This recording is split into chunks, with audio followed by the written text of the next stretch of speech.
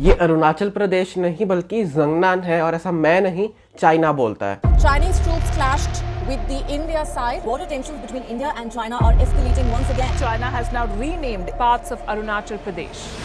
कुछ दिन पहले चाइना ने अरुणाचल प्रदेश के, जिसे वो जंगनान कहते हैं, वहाँ के 11 विलेजेस को रीनेम किया अपनी मैंडरिन भाषा में। चाइना का कहना है कि अरुणाचल प्रदेश सदर्न तिब्बत का पार्ट है और क्योंकि चाइना ने ऑलरेडी फोर्सफुली ऑक्यूपाई करा हुआ है तिब्बत को, तो अरुणाचल भी ऑटोमेटिकली उनका पार्ट होना चाहिए। और दोस्तों, चाइना के ऐसे लैंड डिस्प्यूट सिर्फ इंडिया के साथ नहीं बल्कि भूटान, नेपाल, ताइवान और ऐसे कई और देशों के साथ हैं। चाइना ने ऐसे पहले भी अरुणाचल के विलेजेस को रीनेम किया है और इस बार चाइना ने ऐसा तीसरी बार किया है। और चाइना के इस मूव के कुछ दिन बाद ही अमित शाह जी अरुणाचल प्रदेश विजिट करते हैं एंड अपनी स्पीच में साफ साफ कहते हैं वहां पे कि इंडिया से इंच भर लैंड भी कोई जबरदस्ती नहीं ले सकता। मगर हमारे देश की एक इंच भूमि पर भी कोई अतिक्रमण नहीं कर सकेगा। हमारी सेना और हमारी सीमा इसके सम्मान के साथ कोई समझौता नहीं कर सकेगा।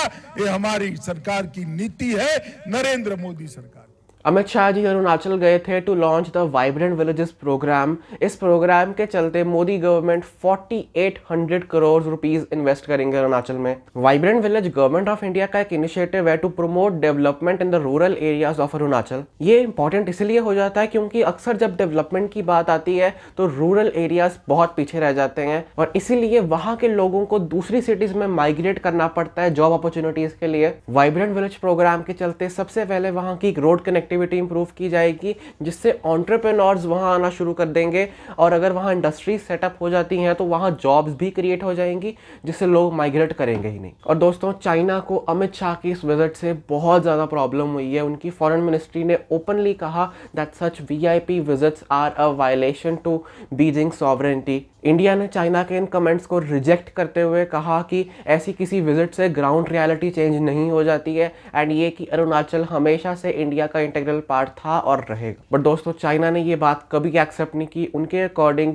अरुणाचल एंशिएंट पीरियड से ही चाइना का पार्ट है। दोस्तों, चाइना का ऐसा कोई शायद ही नेबर होगा जिससे चाइना के लैंड डिस्प्यूट्स नहीं हो। आज के लैंड डिस्प्यूट्स की शुरुआत भी इंडिया की इंडिपेंडेंस के साथ ही हो गई थी, जिसका रिजल्ट था 62 की इंडो चाइनीज वॉर, जिसमें पंडित नेहरू की हार की वजह से इंडिया लॉस्ट अक्साई चीन और वो आज भी चाइना के कंट्रोल में है। एंड वी नेवर नो कब चाइना ऐसा ही कुछ रिपीट कर दे अरुणाचल को हथियाने के लिए। दोस्तों, 1914 में ब्रिटिश इंडिया, तिब्बत और चाइना के बीच में मैकमोहन लाइन डिसाइड हुई थी। बट द प्रॉब्लम इज कि चाइना की करंट कम्युनिस्ट पार्टी जब से पावर में आई है तब से चाइना इस लाइन को रिकॉग्नाइज नहीं करता है। ये लाइन क्लियरली स्टेट करती थी कि अरुणाचल इंडिया का पार्ट है। चाइना का कहना है कि तिब्बत का कुछ हक ही नहीं है कहने का इस मैटर पे, क्योंकि वो हमेशा से हमारा ही पार्ट था। और ब्रिटिश इंडिया की जहाँ तक बात रही है तो उन्होंने कभी ज़्यादा ध्यान नहीं दिया था इतने रिमोट एरियाज पे, इसलिए ये लाइन गलत है। हाँ, यूएस मैकमोहन लाइन को रिकॉग्नाइज करता है एंड वो ये भी मानते हैं कि अरुणाचल